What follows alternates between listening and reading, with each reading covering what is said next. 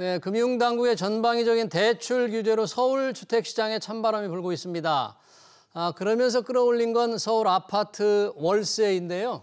시장에서는 지금 같은 현상이 얼마나 지속될지 주목하고 있습니다. 부동산 시장 내년 전망까지 최상욱 커넥티드 그라운드 대표 모시고 자세한 얘기 들어보겠습니다. 대표님 어서 오세요. 안녕하세요. 최상욱입니다. 네, 반갑습니다. 서울시 집값도 뭔가 지금 거래 부진 속에 하락세로 들어가는 게 아닌가. 최고가 거래 비중도 많이 줄고 있다고 하는데요. 지금 분위기 어떻습니까? 좀 떨어지는 방향으로 확실하게 잡은 겁니까? 최고가 거래 비중은 시장의 과열 정도를 설명하는 좀 간접 지표로 볼 수가 있는데요. 예. 10월 들어서는 전반적인 서울의 최고가 거래 비중이 15%대 정도로 내려갔는데 올해 7월과 8월에 신고가가 나왔던 서초나 이런 지역에서도 최고가 거래 비중이 사실상 좀 반토막이 나면서 거래 과열 양상이 좀 잡히는 분위기인 것 같고요. 예. 객관적으로 볼 수 있는 좀 그런 지표는 실거래 지수인데요. 실거래 지수는 실제 거래가 체결된 아파트 가격을 가지고 지수를 만드는 것인데요.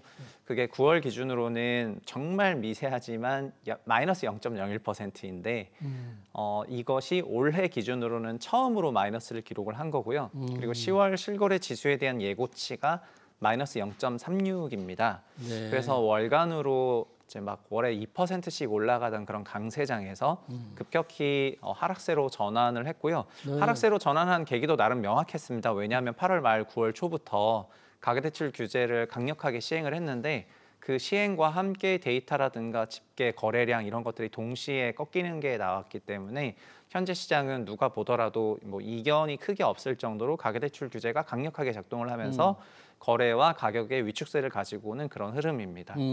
그러면 이 지금 가계대출 규제가 금융당국이 조금 완화할 조짐은 좀 보이질 않은 것 같아요. 계속 규제를 할 것 같은데. 네, 현재 기준으로는 연말까지는 네.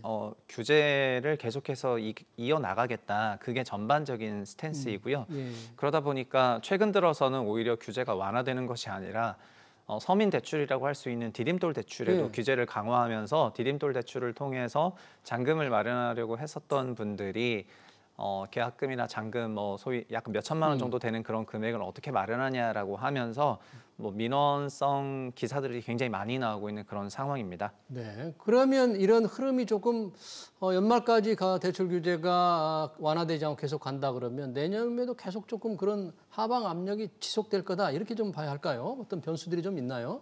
네, 연간으로는 이런 추세가 이어질 거라고 볼 수 있는데요. 예. 다만 작년과 올해도 상반기와 하반기는 금융시장 환경이 굉장히 달랐습니다. 어떻게요? 통상적으로 우리 현 정부가 추구하고 있는 가계대출과 우리 성장률의 좀 산식이 간략하게 있는데요. 예.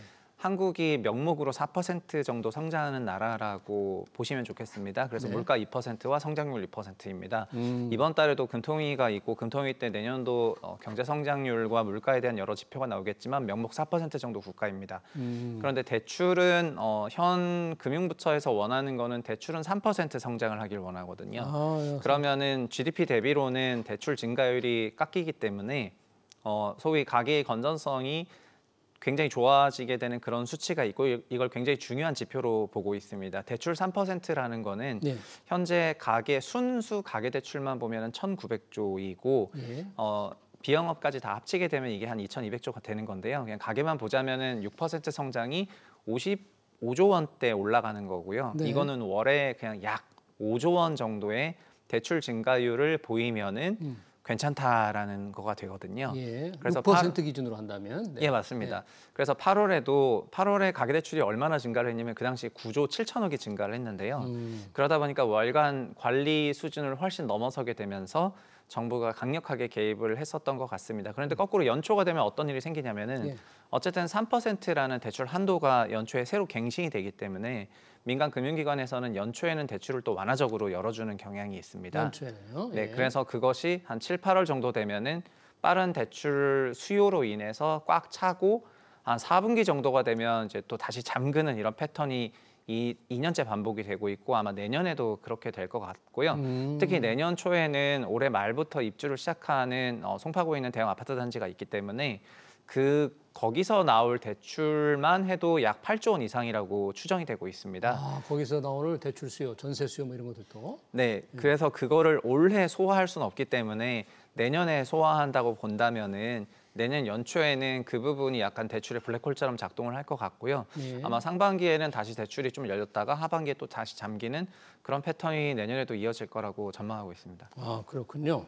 그런 상황이라면 올해와 올해 상반기, 하반기 조금 이 대출 뭔가 이 통제 좀 힘에 따라 조금 다를 수 있겠습니다만 늘 이제 집을 살려고 생각하는 분들은 야 이제 집값이 좀 하락세로 돌아서면 좀 기다리는 게 좋겠다. 조금 떨어질 때 좀 찾아보자. 이렇게 생각하기가 쉽잖아요. 네. 그게 좋습니까?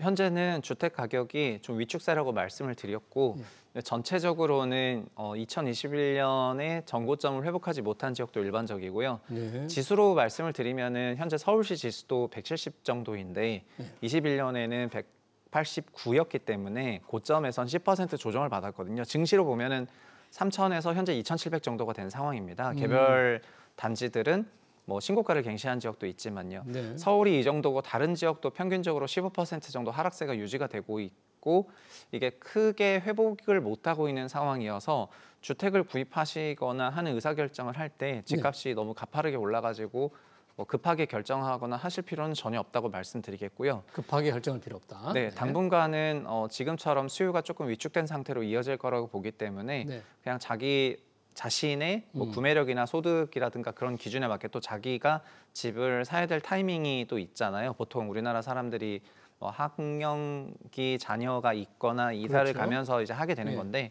이제 그런 거에 맞춰서 그냥 천천히 결정하셔도 되고 급하게 결정하실 필요 없다고 말씀드리겠고요. 네. 시점은 다만 말씀드린 것처럼 하반기로 가면 갈수록 그 자금 계획이 좀 꼬일 가능성이 높겠더라고요. 재작년에도 대출 그렇고 규제. 올해도 그랬기 때문에 내년도 그럴 가능성이 높아가지고 그냥 상반기가 그런 의사결정을 하는데 좋은 시기인 것 같습니다. 네, 그렇군요. 가격으로만 보면 서두를 필요는 없다. 그러나 이 자금 조달 차원에서 과연 은행의 어떤 문이 어느 정도 문턱이 높은지 낮은지를 좀 따져봐야 되는데 상반기 정도 한번 생각해 볼 필요가 있겠다. 이런 식으로 정리를 할 수 있겠네요. 정부가 오늘 방침을 하나 밝힌 게 있어요. 부동산 공시가 현실화율, 세금을 매길 때 과연 공시가를 집값의 실제 시세에 얼마로 할 거냐. 그런데 동결 올해처럼 내년도 동결하기로 했는데 네. 자, 이렇게 되면 어떻게 되는 겁니까? 세금 부담이나 집값의 영향이 어떻게 올까요?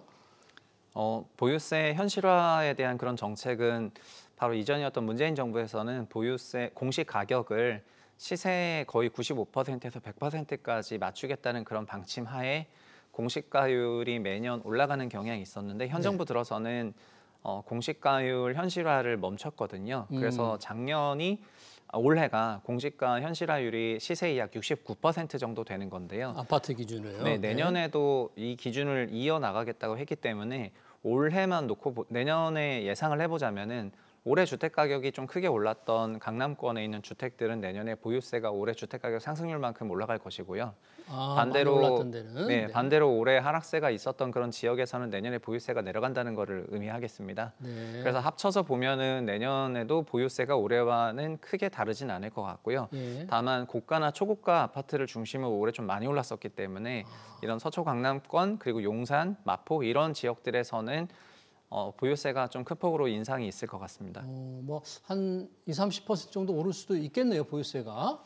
그러면 네, 그런데 실거래 지수가 그 정도로 이제 지수화 레벨에서 그 정도로 오른 건 아니어서 예. 보유세는 이런 지역에서는 두 자릿수 초반 정도 오를 것 같습니다. 아, 그러네요. 그러니까 집값이 많이 올랐던 지역은 비록 공시가 현실화를 동결하지만 가격 오른 만큼은 이제 세금이 반영이 되니까 네. 오를 수 있다. 그런 부분들은. 전체적으로 현 정부 들어서는 보유세에 대한 부담은 많이 완화가 되었었고요.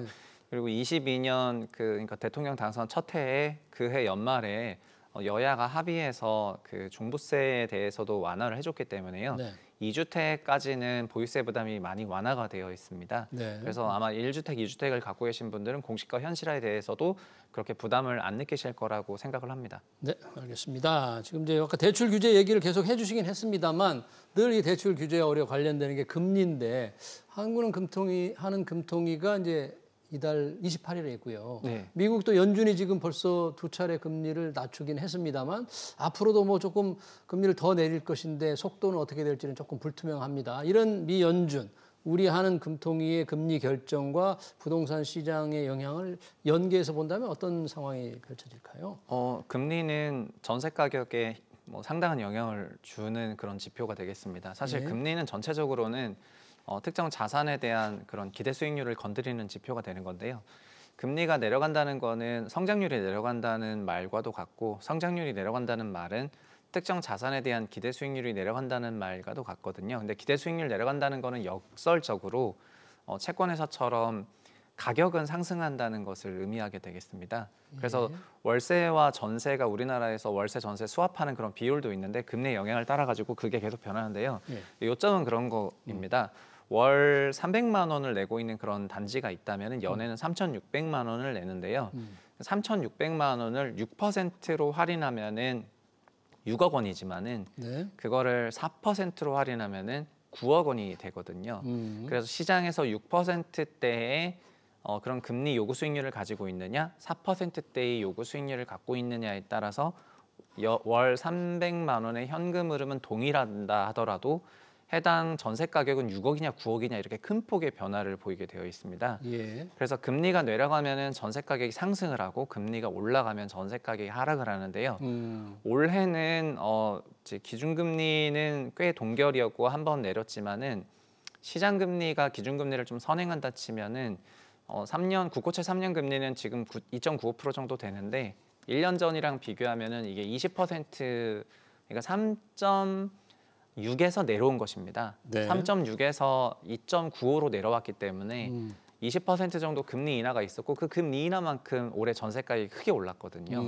그래서 아마 현재로 생각해 보자면 내년에도 우리나라 한은에서 기준금리를 좀 내리거나 하게 된다면은 내년에도 전세 가격의 상승 요소로 작동을 하게 될 것 같습니다. 전세가 인상으로. 네. 다만 지금 트럼프 행정부 당선 이후에 미국의 국고채 금리가 올라가는 것을 보면은 우리나라가 미국의 눈치를 안 볼 수가 없는 상황이고 이창용 총재도 그런 말을 했기 때문에 내년 한국의 금리 인하 속도나 이런 부분은 현재 생각하는 것보다는 좀 더뎌질 수도 있겠다는 생각이 있거든요. 지금 시장 금리는 올해는 약 60bp 이상 내렸다고 한다면은 기준금리 인하를 어느 정도는 선반영했다 생각이 되고요. 내년에는 기준금리가 50에서 75bp가 인하가 된다 손 치더라도 시장금리는 그만큼은 안 내릴 거라는 생각을 하고 있습니다. 예. 그래서 올해보다는 전세가 상승 압력이 좀 낮아질 거로 보고 있어요. 네, 올해보다 내년은 전세값 상승 압력은 낮아진다는데 지금 뭐 대출 규제, 주담대만 규제하는 게 아니라 전세 대출도 계속 규제한다 보니까 뭐 월세가 그렇게 많이 뛴다고 해요. 네. 뭐 한 달새 2배가 뛰었다는 그런 지역도 있다는데 지금 월세 동향이 그렇습니까? 한 달새 2배 뛰는 월세 실거래가가 최근에 뭐 화제가 되긴 했었는데요. 근데 그거는 한 달새 집값이 2배가 됐다는 얘기니까 이제 일반화하기는 어려운 케이스고요. 예. 아까 말씀드렸던 것처럼 월세 300만 원이 월 600만 원이 되면은 전세 9억 원이 전세 18억이 된다는 거고 매매가가 18억짜리가 36억 된다는 거니까 현실성 없는 얘기인데 다만 전세 대출 규제를 하니까 월세 선호가 올라가고 자연스럽게 월세 가격이 상승 압력을 조금 받게 되는 것 같거든요. 근데 예. 월세는 결국은 가계의 소비에서 나오는 거고 우리나라 사람들은 전체 소비, 전체 소득의 약 20%대 중반을 주거비로 내고 있습니다. 네. 그래서 가계 소득이 늘어나게 되면은 월세는 자연스럽게 상승 압력을 받는데 현재는 좀 성장률 둔화가 있다 보니까 가계소득 증가율이 올해만 보면 작년과 다르게 추세적으로 좀 내려왔거든요. 원래는 소득 4분위, 5분위 잘 버시는 분들도 예. 한 6에서 아니면 9% 정도 소득 증가율이 연간으로 있으셨는데 올해는 소득 증가율이 한 4, 5%로 내려온 걸 보면은 올해 소위 돈벌이가 작년만 하진 않은 이제 그런 상황인 것 같습니다. 소득 상위 계층도 이렇게 증가율이 둔화됐다는 거죠? 네, 많이 둔화됐어요. 그래서 월세가 추세적으로 막 구조적으로 올라가기보다는 당장의 그 수급 밸런스 변화로 인해서 전세 대출을 하면서 월세 선호가 조금 올라간 걸로 인해서 잠깐의 쏠림 현상이라고 생각을 하고요. 예. 뭐 지수를 막 뒤흔들 정도로 그런 강세장이 열리지는 않을 것 같습니다. 그러겠네요. 네. 최근 재건축 시장 얘기를 잠깐 해보고 싶은데요. 좀 둔화, 시장이 조금 잠잠했던 것 같은데 왜 서울시에서 발표를 했잖아요. 네. 땅값이 낮은 지역일수록 용적률을 높여주겠다. 이렇게 되면 상대적으로 땅값이 낮은 뭐 노원, 구로, 강서 이런 데 좀 재건축 정비 사업 등이 좀 탄력을 받을까요? 서울시는 정비 사업에 대해서는 오세훈 시장 체제에서는 굉장히 완화적인 스탠스를 보여주고 있습니다. 예. 아까 말씀하셨던 그런 내용도 당연히 정비 사업에 큰 영향을 줄 것이고요. 그리고 어떻게 보면 내년은 정비 사업의 한 해라고도 할 수가 있는데요. 내년이 네, 올해 여야가 합의했고 바로 얼마 전에 그 국회 본회의도 통과를 했는데 지금 재건축에 있어서 그 병목을 일으키는 것이 조합 설립 인가라는 그런 과정입니다. 네, 그 조합 그렇죠. 설립 인가 바로 직전에 안전 진단을 통과해야 조합 설립 인가를 할 수 있었기 때문에 조합을 설립한다는 거는 해당 사업의 법인을 만든다는 거기 때문에 그 사업을 시작하는 그 시발점이 되는 건데요. 안전 진단을 통과해야지 그걸 할 수 있었지만 내년부터는 개정된 도정법 하에서는 안전 진단을 받지 않고도 조합 설립 인가를 할 수 있게 되어 있습니다. 내년 6월부터요. 그래서 아마 25년 하반기부터는 아마 서울 전역에서 노후주택군 지역에서는 안전진단과 무관하게 일제히 조합 설립 인가 흐름이 나타나게 될 것 같거든요. 예. 그래서 이런 조합 설립 인가가 나게 된다면은 자연스럽게 사업 인가까지 가는 과정에서 여러 용적률 완화 프로그램들이 작동을 할 수밖에 없다 보니까 25년 하반기에는 정비사업 시장에서 굉장히 큰 변화가 있을 것 같고 자칫 과열될 수도 있다 그렇게 보고 있습니다. 아, 그래요. 지금은 정비 사업이 여러 가지 뭐 원자재 값이 다 오르면서 뭔가 조금 진행이 좀 더디고 공사도 스톱된 선 곳도 많은데 내년 하반기에는 이런 법이 고쳐져서 지금 시간이 당겨지기 때문에 활성화된다 그렇게 보시는 거네요. 네, 현재는 비유하자면은 재건축을 하겠다고 하는 팀이 뭐 한 30팀이 있다고 한다면은 재건축을 하고 싶어하는 팀은 예를 들면 200팀이 있었는데 예. 아직 뭐 라운드에 올라가지도 못했는데요. 내년에 안전진단 면제하고 다 재건축할 수 있게 해버린다면 뒤에 200팀이 동시에 올라오는 거거든요. 개수 자체가 많아지는 거기 때문에 아마 네. 큰 변화를 야기할 것으로 전망하고 있습니다. 그러네요. 마지막으로요. 지금 이 재건축과 관련된 건데 노원구 월계동, 뭐 광운대역 일대가 미니 신도시급으로 바뀐다 이런 뉴스가 좀 나오던데 네. 그렇습니까? 어떻게 큰 변화가 생기는 거예요? 그쪽에? 그거는 이제 광운대 역세권 개발 사업이라고 하는 게 있는데요. 해당 사업은 제 상장 회사인 현대산업이라는 회사가 진행을 하고 있습니다. 그런데 이런 역세권 복합 개발 사업들은 요즘에 도시 개발하는 트렌드들이 전 세계에서 가장 좀 선진화된 세계 40개 도시를 C40라고 해가지고 예. 이제 40개 도시가 약간 연합을 해가지고 여러 도시 정책들을 수립을 하고 있는데 이런 C40 도시들의 전반적인 컨셉은 도시 속에 도시를 짓자 이런 게 좀 트렌드 중에 하나입니다. 예. 우리 서울로 치면은 일은 강남에서 하고 노는 거는 경기도에서 하고 쇼핑은 다른 데서 하고 하다 보면 너무 광역으로 이동을 해야 되다 보니까 시간이 너무 부족해서 도시 속에 작은 도시를 지어서 그 작은 도시 안에서 일자리부터 쇼핑, 관광, 문화, 의료 등등 많은 복합 기능들, 교육까지 다 집어넣게 되면은 미니 도시를 만들면서 그 안에서 움직일 수 있다는 것이 하나의 트렌드고요. 이거가 광운대가 그렇게 개발이 될 것 같습니다. 그래요? 최근 일본을 가보면 일본 대부분의 도시 개발 사업들이 다 이런 방식으로 되고 있고 복합 개발인데요. 한국도 이런 복합 개발을 복합적으로 받아들이는 그런 시발점이 아마 역세권 사업, 광운대 역세권 사업이지 않을까 이렇게 전망이 됩니다. 네, 도시 속의 도심 개발의 어떤 새로운 모형이 되지 않을까 이렇게 말씀해 주셨네요. 네, 최근 부동산 시장과 투자 전략까지 잘 들었습니다. 지금까지 최상욱 커넥티드 그라운드 대표였습니다. 고맙습니다. 감사합니다. 네.